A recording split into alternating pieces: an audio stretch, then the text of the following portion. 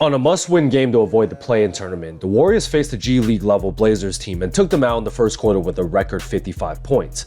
They're now locked up in the 6th seed, and this isn't going to be an important breakdown or anything, but I want to focus on how they capitalize on the switching defense. Let's get to it. On the very first score, Klay goes with a handoff and the Blazers are switching every on-ball screen. We've seen this play before, and Looney comes for the second high pick and roll and the Blazers switch again. But this was a decoy as Looney pretends to roll, but instead sets a down screen for Klay. The Blazers bench players were god-awful on defense, so Skylar Mays tries to communicate this switch, but instead leaves Klay Thompson open for a three-pointer. Klay was going off in the first quarter. Here Loon goes for the dribble handoff on the left wing, and one of the counters to on-ball switching is that tiny gap of time between when defenders get up onto your body. Thompson is expecting this switch, so instead of going forward with momentum, he stops in his tracks during this small gap when this essentially becomes an open shot, and fires from deep. This is getting really embarrassing on the Blazers' G League guards, so let's run the same play as the first score and feed the hot hand. Klay comes for the screen and Portland switches again, and Looney brings a second pick for another switch. Loon goes back to Klay, and this guy Skylar Mays is more uptight onto Klay's body, but unfortunately does an extremely poor job of fighting through the screen. Klay puts one dribble towards his left with Shaedon Sharpe and drop coverage, as this probably should have been a switch, and he's officially on fire.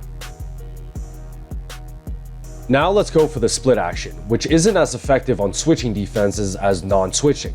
When Steph uses Looney's flare screen, the Blazers successfully switch. So Looney comes for an identical pick for Steph to go back to the left wing, but he was able to predict this switch as Watford is momentarily on the wrong side of his body. Looney backdoors right to the hoop, and nice feed from Draymond for an easy dunk. Golden State was so easily dissecting the switching defenses apart, it was kind of sad. On a high pick with Draymond and Steph, if you're going to game plan on-ball switching, you can't have the Blazers guards still try to fight over the pick.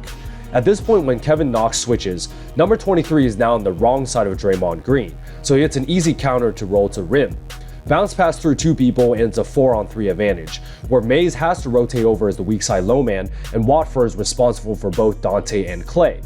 He's also such a bad defender that he just ball watches as Dante backcuts for the reverse layup. Like I mentioned, when the defensive game plan is switching, there is that momentary gap where two defenders are communicating between their assignments, and that is also the most vulnerable part. With the ball on the left elbow with Draymond, GP2 tries to set a flare screen, and Portland successfully communicates this switch. But during this small gap, Skylar Mays is now on the wrong side of Gary Payton II, so Steph counters by immediately hitting him on this roll to the rim for another layup. At this point, it's just target practice. High pick and roll with Steph and Draymond, and once again Portland poorly switches here, with Mays stuck on the wrong side of the screen again. Curry hits the roll man as another 4-on-3 advantage. Sharpe rotates over as the weak side low man, and Kevin Knox the two weak side warriors. Knox actually does a nice job closing out, but should have known who the better shooter was. And at this point, since Sharpe had picked up Draymond, the next correct rotation should have been Mays to peel switch back onto the wing. This is a complex defensive rotation, but because Portland just does a terrible job here, JP has a wide open three.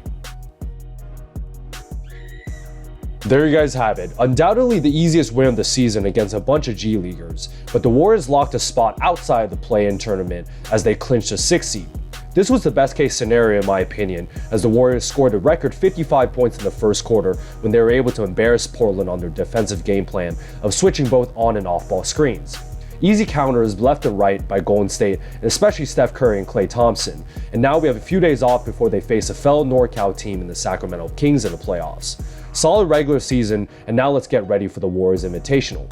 If you guys like this breakdown, like and subscribe to see more.